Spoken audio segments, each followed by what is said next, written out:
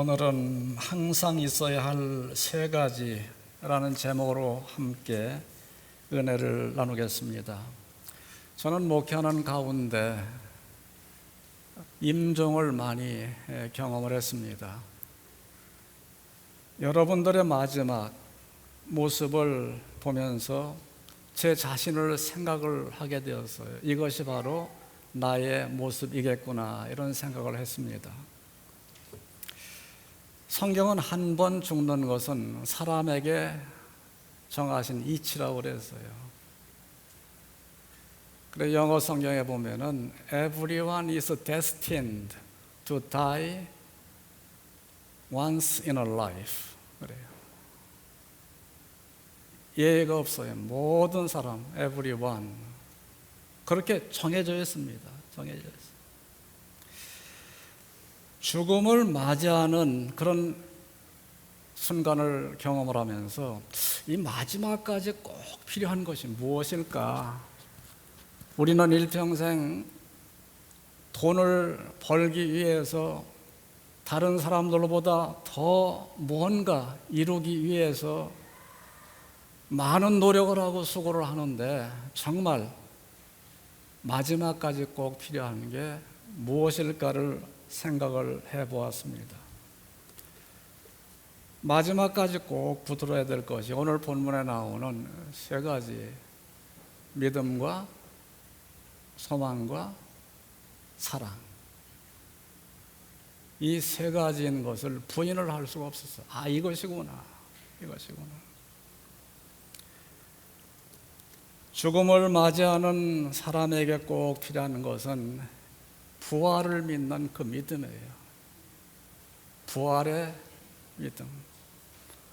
그리고 주님께서 예비하여 주신 천국의 소망을 바라보면서 주님의 품 안에 안기는 그 모습을 그리면서 마지막을 맞이하는 거예요.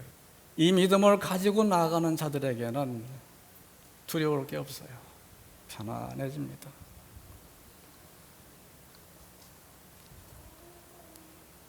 마지막까지 주님을 더 사랑하고 가족과 친지들과 이웃을 사랑하는 마음을 가지고 기도하면서 마지막을 맞이하는 그런 모습이에요.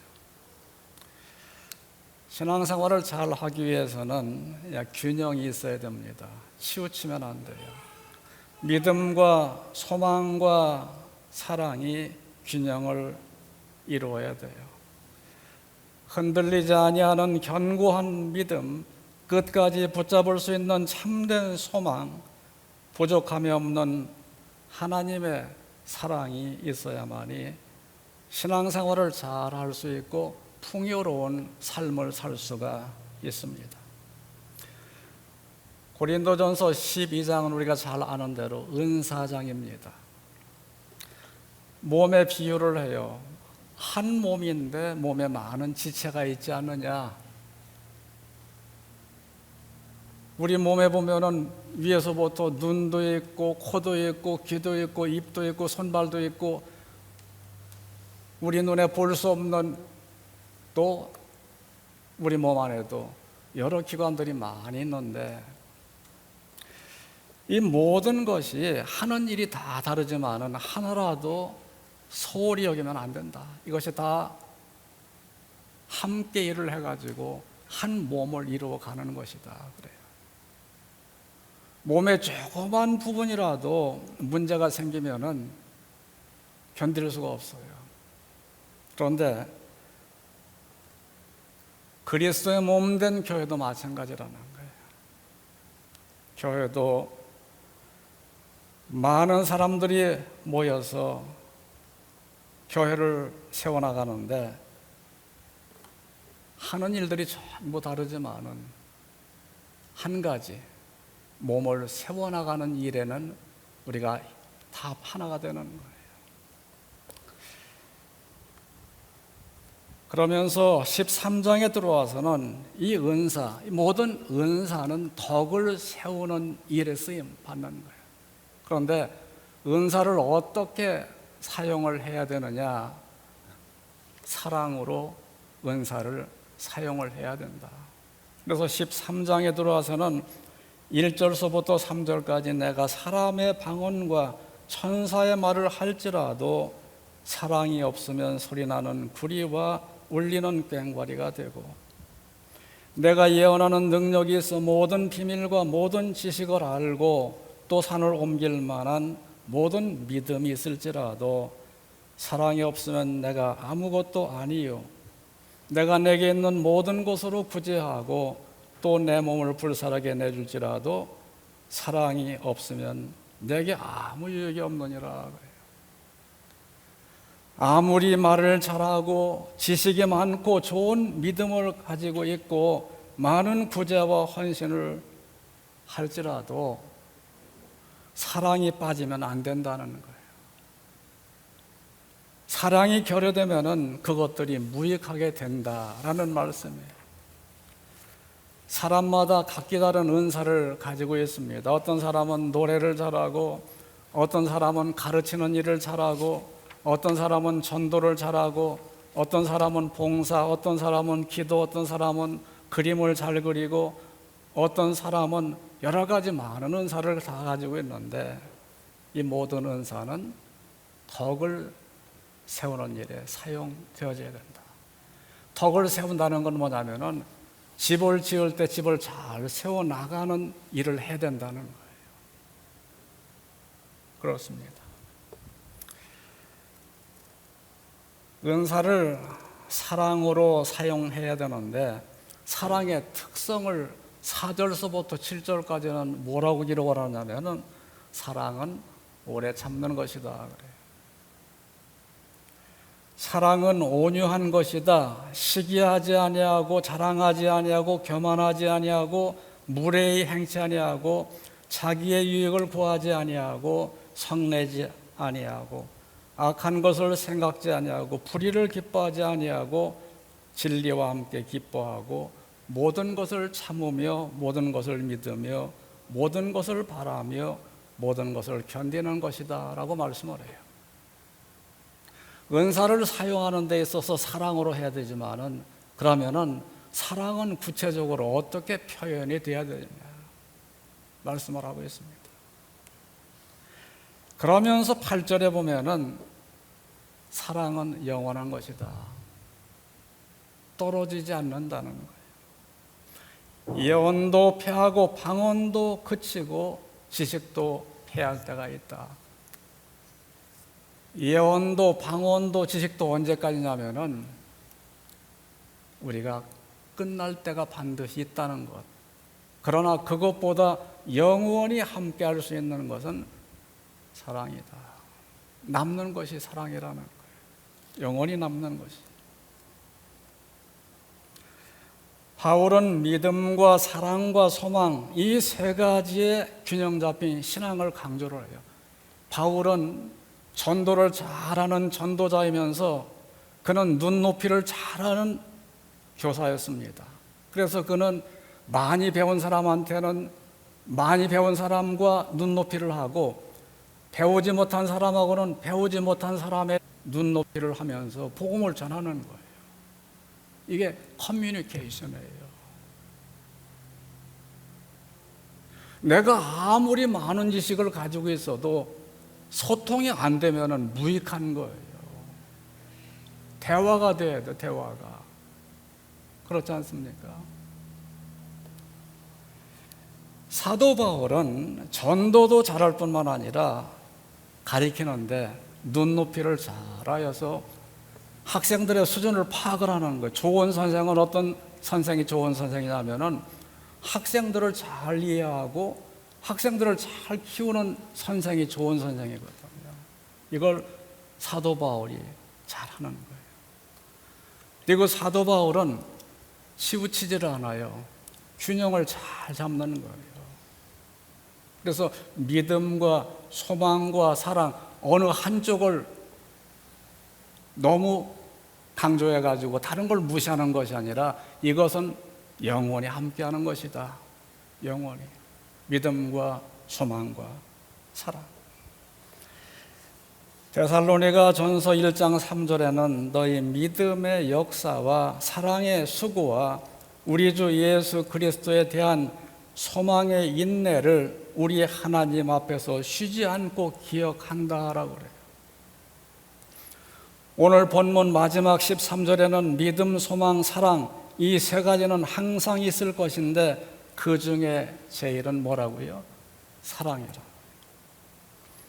골로새서 1장 3절에서 5절까지 우리가 너희를 위하여 기도할 때마다 하나님 곧 우리 주 예수 그리스도의 아버지께 감사하노라.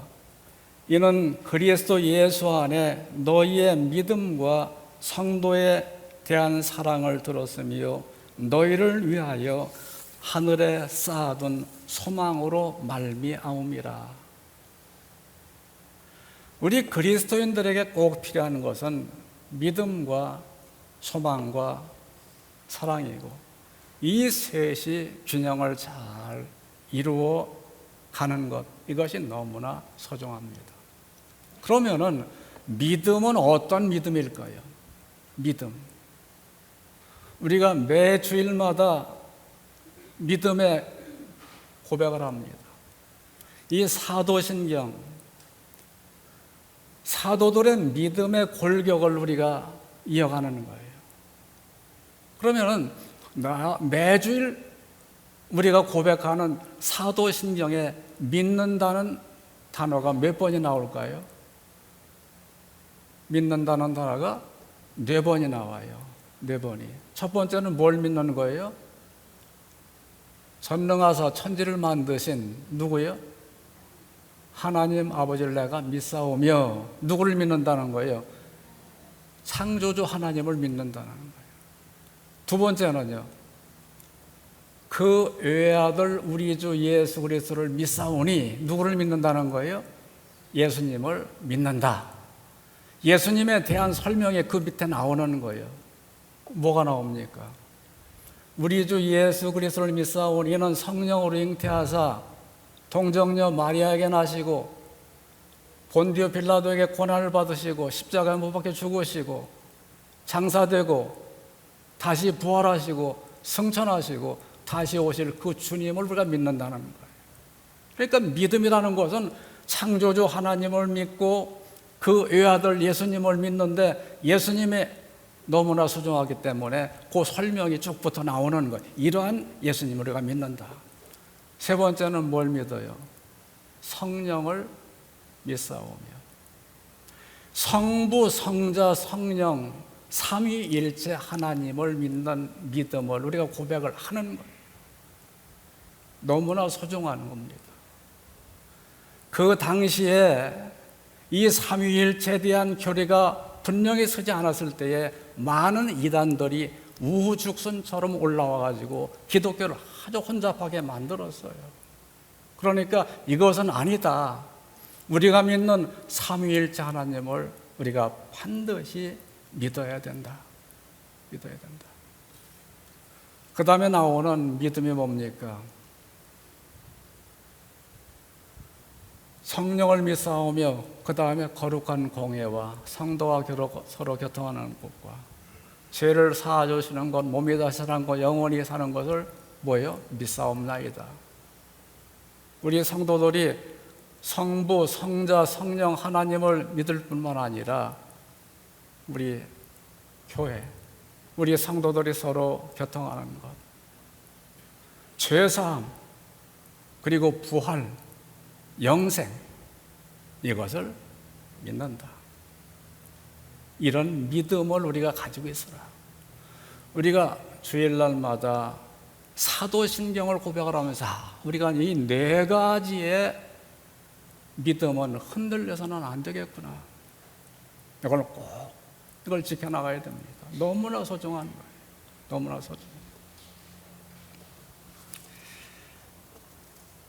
두 번째는 소망입니다.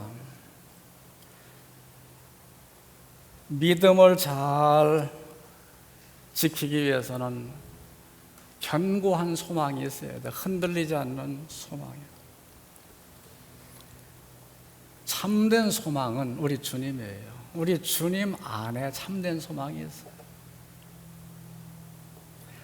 호세아 2장 15절에 보면은 아골 골짜기로 소망의 문을 삼아주리라 라고 하고 있습니다. 이스라엘 백성들에게 있어서 아골 골짜기는 생각하기 싫은 장소예요. 그런데 하나님은 그 아골 골짜기로 소망의 문을 삼아주리라 약속을 하세요.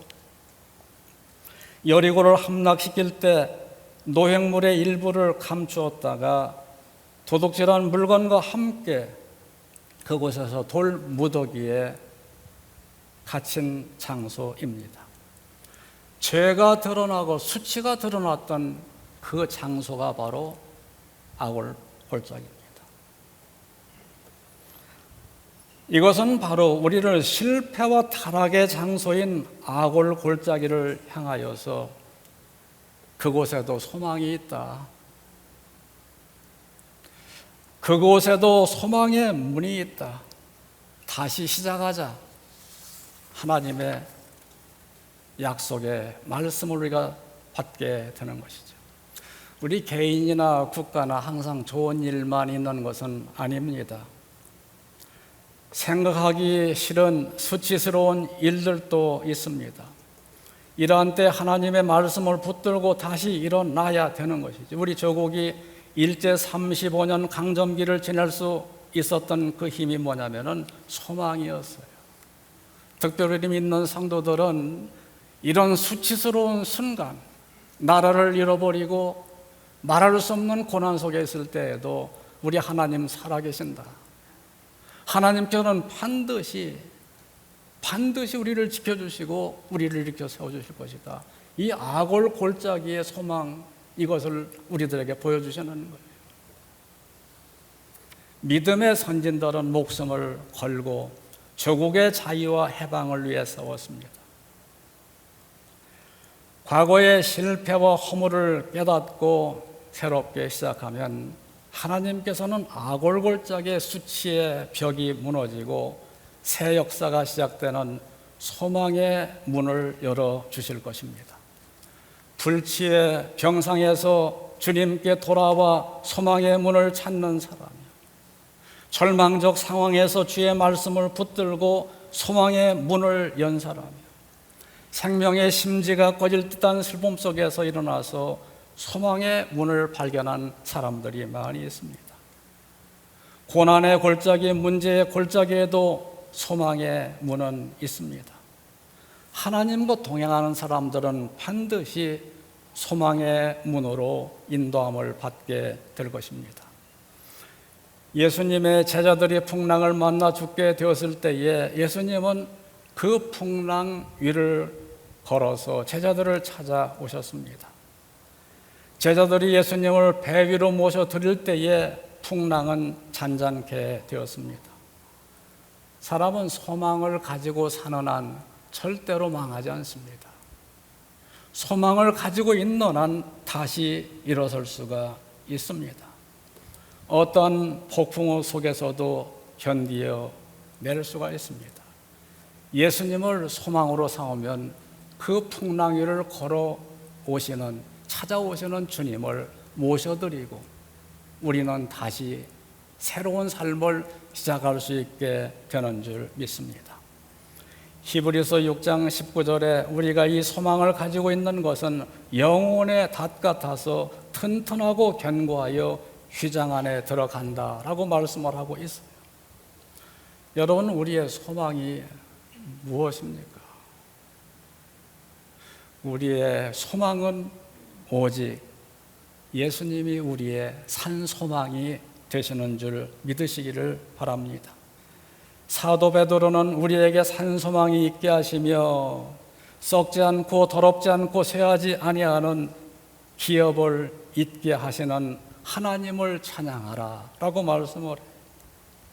바울은 그의 후계자 디모데에게 내가 이 세대의 부한 자들을 명하여 마음을 높이지 말고 정함이 없는 재물에 소망을 두지 말고 오직 우리에게 모든 것을 후히 주사 누리게 하시는 하나님께 두라고 하였습니다. 우리는 소망의 줄을 든든히 붙잡아야 됩니다. 세 번째는 사랑입니다. 사랑.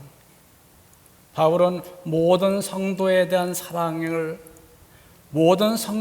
사랑의 소식을 듣고 기도할 때마다 하나님께 감사를 했어요. 복음을 전해서 교회가 세워지고 성도들이 믿음으로 잘 성장이 되어 가는데 소문이 들리기 시작하는 거예요. 어떤 소문이 들리나 하면은 성도들이 주님의 사랑 가운데서 주님의 사랑을 나누고 있다는 이런 소식을 듣게 되었을 때에 기도할 때 너무나 감사했어요. 너무나 감사해요. 저는 69년도에 천안열차 사고를 당한 적이 있다라고 여러 번 말씀을 드렸습니다. 왜 이렇게 말씀을 자주 드리느냐면은 저는 그게 잊을 수가 없어요. 저는 완행열차를 타고 가고 있었는데 뒤에서 청룡호 이 특급은 천안에서 그때 서지를 않고 그냥 가는데 신호를 잘못 받아가지고 우리 완행열차가 서 있는 곳을 모르고 청룡호가 전속으로 뒤에서 받은 거예요. 저는 어느 칸에 타고 있었느냐면은 맨 뒤에서 두 번째 칸에 타고 있었습니다. 뒤에서 전속으로 청룡호가 우리가 타고 있던 열차를 들이받으니까 연결고리, 맨 마지막 칸 연결고리가 끊어지면서 우리 칸을 타고 올라가는 거예요. 저는 중간쯤에 앉아 있었습니다. 그리고 같이 타고 있던 친구는 의자에 걸터 앉아서 신문을 보고 있었어요. 제가 고등학교 다닐 때입니다. 저는 그때 운동을 좀 많이 했었기 때문에 그 당시에 힘에는 좀 그런 대로 부족함이 없는 것을, 그리고 지금 덩치가 아마 그때 덩치일 거예요.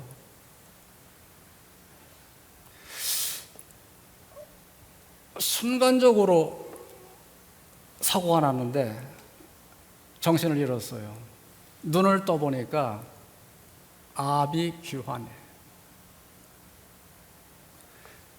뒷칸이 우리 칸을 타고 올라가서 추돌 사고가 나가지고 우리 칸에 있는 사람들이 압사가 되는 거예요. 몇 명이 죽었느냐면은 지금도 이걸 인터넷에 들어가면 나오는데 41명이 우리 칸에서 죽었어요.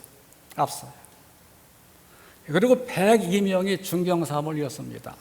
한 사람도 다치지 않은 사람이 없어요. 사망 아니면 중경상이었어요.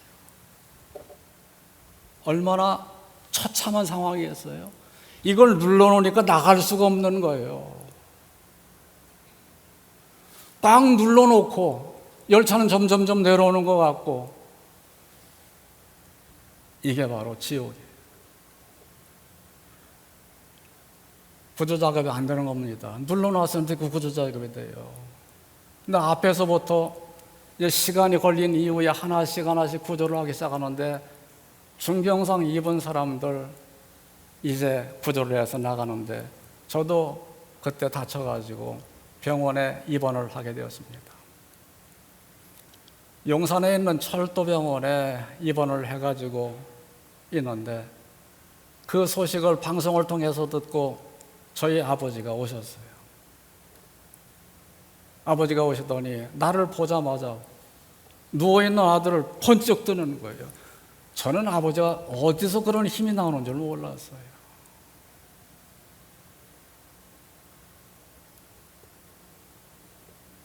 그게 사랑의 힘이 아닐까요?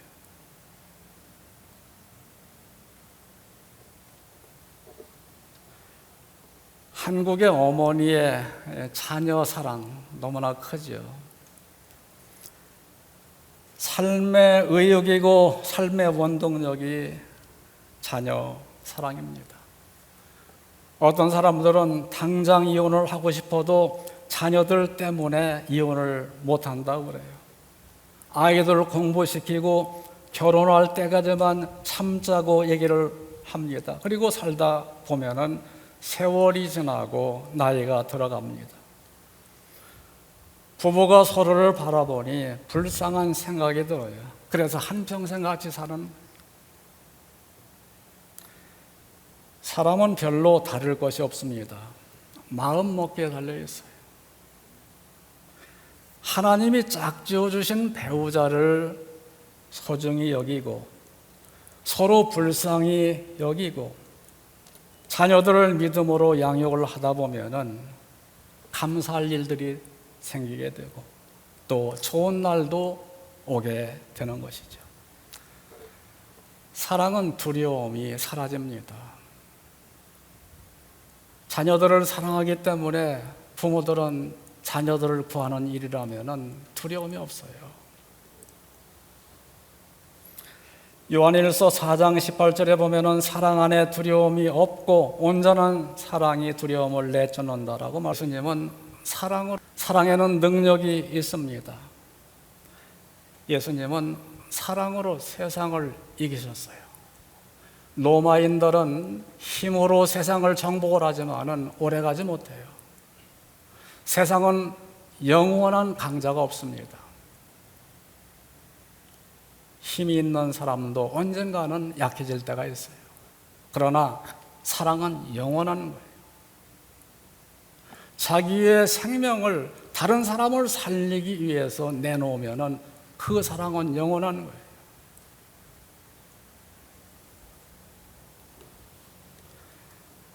하나님이 세상을 이처럼 사랑하사 독생자를 주셨으니 이는 저를 믿는 자마다 멸망치 않고 영생을 얻게 하려 하심이라. 예수님의 십자가는 하나님의 사랑의 정점이에요.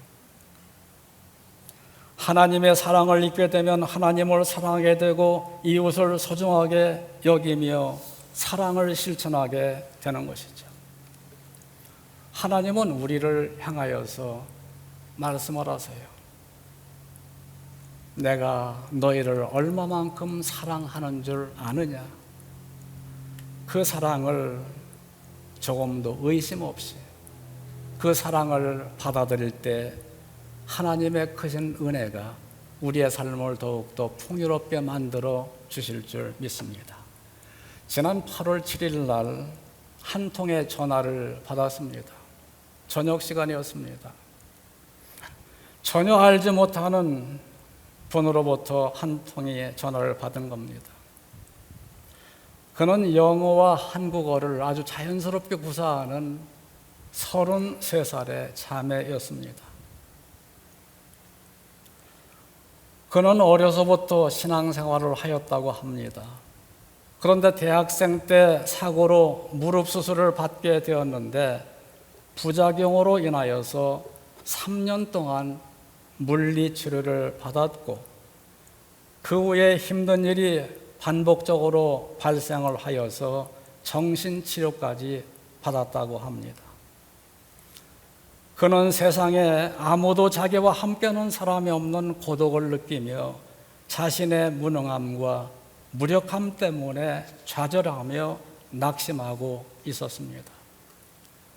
몸의 아픔과 더불어서 정신적인 고통으로 자살 충동을 느낄 때가 자주 있고 신앙으로 이겨내라고 하는데 스스로 이겨내지 못하고 있었습니다. 이런 아픔과 역경을 누군가에게 얘기를 하고 싶은데 가까이 있는 사람들과 마음을 열어놓고 얘기할 사람이 없다는 것입니다.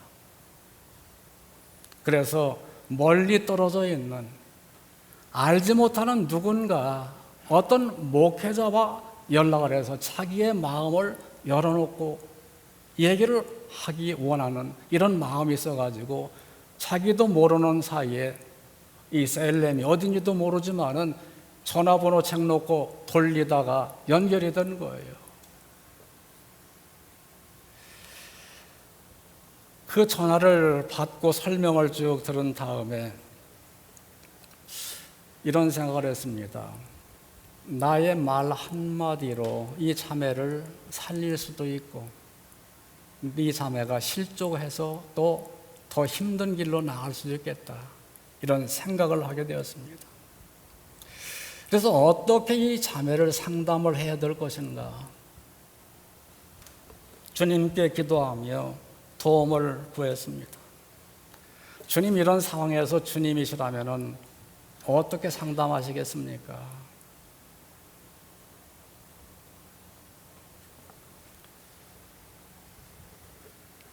안테나를 한쪽은 주님께 그리고 한쪽은 자매에게 주님과 연결을 시켜주기 위해서 기도를 하였습니다. 대화하는 동안에 그는 이런 얘기를 합니다. 목사님, 너무 힘이 들어서 이제는 주님의 손을 잡을 힘도 없습니다. 성경 말씀을 수없이 묵상을 하고 기도를 해보아도 답이 나오질 않습니다. 내가 사는 이유도 모르겠고 어떻게 살아야 할지도 모르겠습니다. 너무 답답해서 신뢰를 무릅쓰고 전화를 했습니다.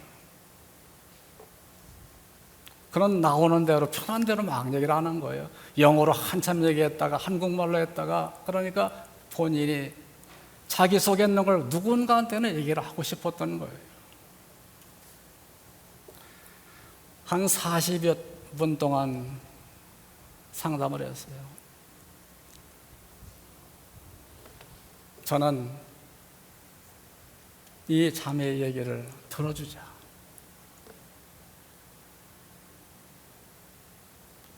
들어주자. 이 자매의 속에 있는 모든 것을 말할 때까지 들어주자.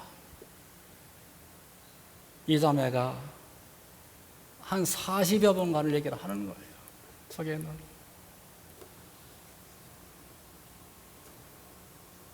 아마 저는 이런 생각을 했던 것 같아요. 이 자매는 답을 몰라서 전화하는 게 아니다. 그동안 수없이 많은 고민도 했고 번민도 했고 정답도 알고 있는데 해결을 하지 못하는 그런 상황이에요. 누군가에게 자신의 어려움을 내놓고 자기의 속마음을 나누고 싶은 그런 마음이에요. 자기의 문제를 누군가가 해결해 줄 것을 기대하고 전하는 것이 아니라 그저 자기의 어려움을 이야기하고 싶은 그런 마음이 있을 거라 이런 생각을 했어요. 40여 분 동안의 대화를 다 한 이후에 하나님 아직도 자매를 사랑하시는 거 아시죠? 그랬더니 반신반의예요. 사랑하는 건 알겠는데 마음에 와 닿지는 않네요.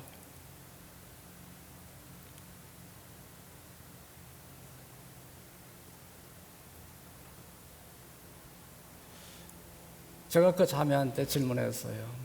그럼 자매보다 더 불행한 사람은 없을까요?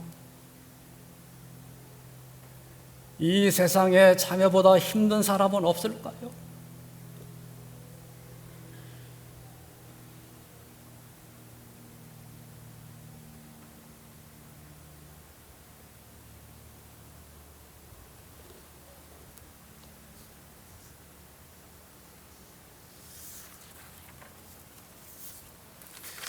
대화를 다 한 이후에 그는 목사님 성경 말씀 생각나는 거 있으면은 좋은 말씀 좀 해주세요.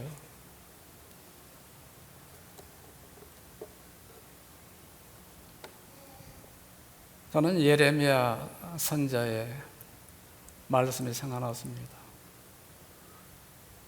너희를 향한 나의 생각은 내가 아나니 재앙이 아니라 곧 평안이요 너희 장래에 소망을 주라는 생각이라. 그랬더니 그 자매가 그 말씀 수도 없이 묵상했어요.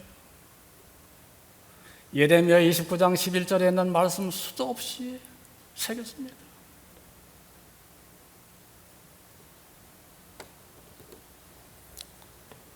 환난 날에 나를 부르라. 내가 너를 건지리니 내가 나를 영화롭게 하리라.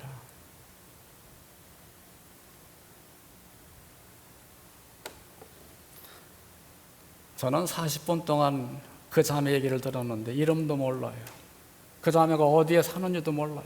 그저 33살에 사는 걸 볼 때 최소한도 영어와 한국어를 유창하게 구사하는 걸 볼 때 최소한도 중학교, 고등학교를 여기서 다닌 자매예요. 장래가 촉망된 그 자매였는데 사고로 인해서 어려움을 겪는 동안에 그는 말할 수 없는 고통에 빠져 있었던 것입니다.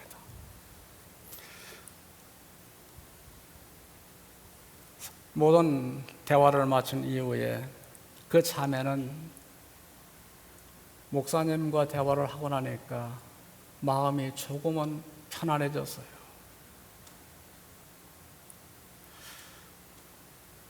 저는 그 자매와 기도로 맞추면서 우리는 부족하지만 주님이 함께 하시면 얼마든지 소망의 문으로 주님의 사랑으로 감싸 주실 것을 기도했습니다.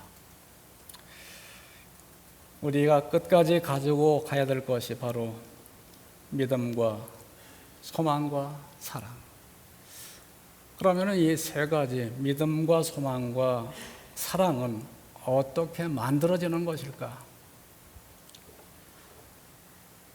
첫 번째는 복음을 들어야 돼요. 골로새서 1장 6절에 보면은 이 복음이 너희에게 이름에 너희가 듣고 그래요. 여기 이른다고 하는 것은 가까이 있다, 옆에 있다라는 뜻입니다. 복음을 가까이 하고 옆에 두고 사는 것이 아니라 가까이 이름에 뭐라고요? 너희가 듣고 그래요. 너희가 듣고. 예수님은 너희 눈은 봄으로 너희 귀는 들음으로 복이 있도다. 사도 바울은 로마서 10장에서 믿음은 들음에서 나며 들음은 그리스도의 말씀으로 말미암았느니라. 우리가 복음을 전해야 하는 이유가 여기 있습니다. 복음을 듣지 못한 자들에게 복음을 전하여서 그들로 하여금 하나님의 은혜 가운데 나올 수 있도록 하는 것이죠. 그래서 때를 얻든지 못 얻든지 우리는 항상 우리가 만난 주님을 전하며 복음을 전해야 됩니다. 천하보다 더 소중한 한 영혼을 구원하는 일에 함께 동참하는 일보다 더 소중한 일이 어디 있겠습니까? 우리는 누군가를 통해서 복음을 들은 자예요. 복음의 빛을 진 자입니다. 그래서 우리는 복음을 또 전해줘야 돼요. 예수님께서는 제자들에게 오직 성령이 너희에게 임하시면 너희가 권능을 받고 예루살렘과 온 유대와 사마리아와 땅끝까지 이르러 내 증인이 되라 말씀을 하셨습니다. 복음의 진리를 잘 듣게 되면은 믿음과 소망과 사랑의 사람이 될 수가 있습니다. 골로새 교인들은 복음을 듣고 믿음과 사랑과 소망의 역사가 나타났어요. 이 소식을 듣고 사도 바울이 너무 감사한 거예요. 기도할 때마다 그들을 위해서 감사의 기도가 나왔어요. 듣지 못하는 것은 안타까운 일입니다. 드리려고 하지 않는 것은 불행한 일입니다. 복음의 진리를 듣는 귀가 열려야 됩니다. 둘째는 깨달아야 됩니다. 우리가 아는 것과 그리고 깨닫는 것은 같은 것이 아닙니다. 우리 한국인의 교육의 문제점이 뭐냐면은 공부는 잘하는데 실력이 없어요. 이게 무슨 말이냐면은 영어 시험 보면 영어 시험 잘 봐요. 근데 소통이 잘 안 돼. 뭐가 문제가 있는 겁니다. 그리고 과학도 보면은 상당히 수준이 높은데 기초과학이 부족해요. 문제가 있는 거예요. 밑에서부터 기초가 잘 되어야만이 흔들리지 않는 이런 실력 있는 사람이 될 수가 있지 않습니까? 깨달음에도 사람에 따라서 여러 가지 유형이 있을 수 있습니다. 어떤 사람은 보고 듣기만 해도 깨닫는 사람이 있어요. 그리고 어떤 사람은 매를 조금 맞아야만이 깨닫는 사람이 있어요. 그리고 어떤 사람은 잃어버려야만이 깨닫는 사람이 있어요. 이 함께 사는 사람이 있을 때는 그렇게 미흡더니 떠나고 나니까 못 잊어하는 사람들이 많이 있어요. 그리고 어떤 사람은 죽을 때쯤 깨닫는 사람이 있어요. 다 잃어버린 이후에 깨닫는 사람이에요. 거지 나사로와 부자의 비유해 보면은 부자는 죽어서 지옥에 가서 깨닫는 거예요. 깨달으면 너무나 늦었어요. 그 깨달음은 아무런 소용이 없는 거예요. 예사야 선지자는 깨닫지 못하는 사람들에 대해서 그들이 알지도 못하고 깨닫지도 못하면 그 눈이 가려져서 보지 못하고 그 마음이 어두워져서 깨닫지 못함이라 그래요. 니고데모는 하나님의 율법에 정통한 학자입니다. 바리새인입니다. 사내들인 공의원이에요. 유대인의 지도자였습니다. 그 한밤중에 예수님을 찾아옵니다. 그에게 예수님은 진실로 진실로 내게 이르노니 사람이 거듭나지 아니하면 하나님 나라를 볼 수 없다라고 말씀을 해요. 이 거듭남의 의미를 알지 못하는 니고데모는 질문을 합니다. 사람이 늙으면 어떻게 다시 태어날 수 있습니까? 두 번째 모태에 들어갔다가 다시 나온다는 얘기입니까? 반문을 해요. 그때 예수님은 내가 이스라엘 선생으로서 이러한 일을 알지 못하느냐? 내가 땅의 일을 말하여도 알지 못하거늘 하물며 하늘의 일을 말하면 위해서는 하나겠느냐? 반문을 하세요. 깨닫기 위해서는 하나님의 말씀을 바로 들을 수 있는 귀가 열려야 돼요. 들려진 그 말씀 안에서 깨닫게 하시는 성령님의 도우심이 있어야 돼요. 그리고 세 번째, 믿음과 소망과 사랑을 가지기 위해서는 열매를 맺도록 부단히 힘을 써야 됩니다. 바울은 골로새 교인들이 열매를 맺어 자라는도다라고 얘기를 해요. 복음을 받아들여 복음의 열매를 맺음으로 믿음과 소망과 사랑을 가지고 힘있게 살아가는 교인이 되는 것이죠. 예수님은 손에 키를 들고 자기의 타작마당을 정하게 하사 알곡은 모아 곡간에 들이고 쭉정이는 꺼지지 않는 불에 태우리라 말씀하셨습니다. 쭉정이는 생명력이 없어요. 쭉정이는 태워져 사라지게 되는 것이죠. 여러분, 우리가 세 가지요. 세상의 모든 것은 쭉정이와 같아요. 우리가 살아있는 동안에 돈도 필요하고 지식도 필요하고 또 세상에 뭐 다른 것들 많이 필요한 게 있지만은 이것은 언젠가는 다 사라지는 거예요. 마지막 임종 때가 되면은 다 놓고 가는 거. 이게 아무것도 아니에요. 마지막까지 붙드는 것이 뭐냐면은 뭐예요? 믿음. 주님이 나와 함께 하신다. 소망. 주님이 우리에게 참된 소망이 되심을 믿고 그리고 마지막까지 주님을 사랑하고 이웃을 사랑하는 그 사랑. 현대는 과학과 기술 그리고 인류 문명이 발달이 되어서 인간 생활이 점점 편리해지고 또 기계화되고 있습니다. 특별히 인공지능의 발달로 인하여서 AI, 인공지능은 인간의 지능을 앞서가고 있어요.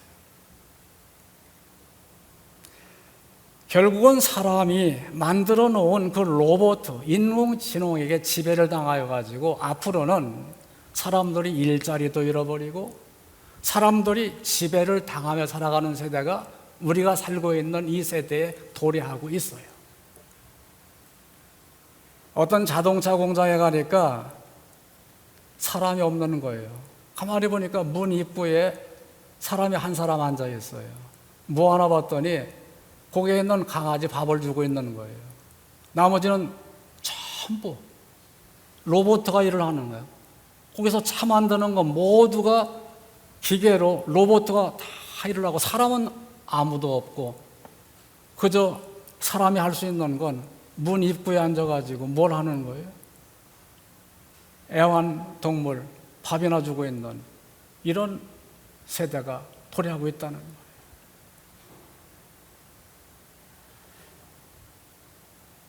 사람이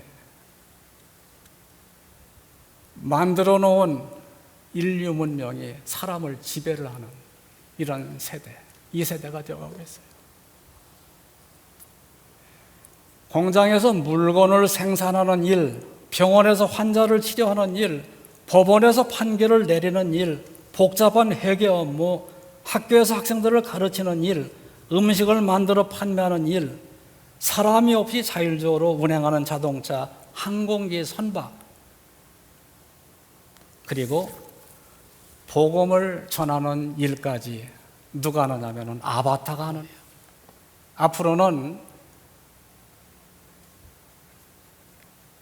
젊은 목회자들 있잖아요. 어느 나라 언어로든 간에 자유롭게 나가서 복음을 전할 수가 있어요. 영어도 유창하게, 러시아어도 유창하게, 중국어도 유창하게, 일본어도 유창하게 가서 그 사람이 그대로 가서 나오는 거예요. 그런 세대가 도래했습니다. 지금 그렇게 하고 있어요. 전혀 외국어를 알지 못하는데 아바타가 나서가지고 그 사람의 모든 것을 다 해요. 얼굴 모습 똑같습니다. 그렇게 만들어가지고 복음까지 전하는 세대가 되었습니다. 인간은 기계를 초월해야 됩니다. 인간은 인간답게 살아야 됩니다. 과학은 발달하지만은 과학은 믿음과 소망과 사랑이 없어요. 하나님의 형상대로 지음을 받은 인간만이 믿음과 소망과 사랑이 있습니다. 이것을 결코 우리가 소홀히 여겨서는 안 됩니다. 세상은 점점점 식어가고 있습니다. 사람이 사람답게 살기 위해서는 흔들리지 않는 이 세 가지, 믿음과 소망과 사랑. 과학 문명의 발달이 인간의 삶을 편리하고 유익하게 하는 것들이 많고 인간의 능력이 대단해 보이지만은 인간의 능력은 극히 제한이 되어 있습니다. 지구 온난화로 인하여서 물과 공기의 오염으로 인하여서 지진과 홍수와 산불과 태풍과 자연재해로 인하여서 우리는 얼마나 많은 어려움을 당하고 있는지 몰라요. 지금 세계 처처에 자연 발화로 인하여서 수많은 곳이 불에 타고 있어요. 여러분 한번 인터넷에 들어가서 자연 발화로 인한 산불 피해 현장을 한번 들어가 보면은 여기 캘리포니아주, 오레곤주, 워싱턴주, 텍사스주, 저 유럽의 여러 나라들 빨개 불에 타고 있는 거예요. 노아의 홍수 때는 물로 세상을, 홍수로 세상을 심판했지만은 하나님께서는 지금 불로 세상을 심판을 하고 계신 워닝 사인을 주는 거예요. 너희들 잘 살기 위해서 하나님이 맡겨주신 사명을 감당하지 못하고 살기 좋고 아름답게 세상을 지어주고 이걸 잘 관리하고 보호하고 발전시키라고 그랬더니 다 망가뜨렸느냐? 지구가 점점 온난화되어 가고 있어서 한국에 잘 알고 있잖아요. 열대로 인하여서 밤잠을 이루지 못하는 거예요. 옛날에는 4만 4원의 공기 순환이 이루어졌어요. 한 3일 추우면은 한 나흘 따뜻하고 찬 공기, 더운 공기가 순환이 되는 거예요. 그런데 지금은 순환이 막히는 거예요. 왜? 누가 그렇게 만들어 놨어요? 지금 위기입니다. 산불을 끄지 못해서 속수무책이 되고 있어요. 지금 말할 수 없는 불들이 타고 있는데 그저 700명, 800명이 오레곤만 해도 그 많은 소방대원들이 동원이 돼가지고 불을 끄고 있지만은 못 꺼요. 그럼 언제까지 놔두는 거예요? 비 올 때까지. 우기철이 되어가지고 비가 내려야 많이 되는 거예요. 하나님이 은혜를 내려주시지 아니하시면은 끌 수가 없는 겁니다. 끌 수가 없어요. 한쪽으로는 인간의 능력이 엄청나 보이지만은 한쪽으로는 너무나 인간의 능력이 제한이 되어 있는 거예요. 주님께서 말씀하시는 거예요. 우리 믿는 자들에게 지금 우리가 해야 될 일이 무엇인가?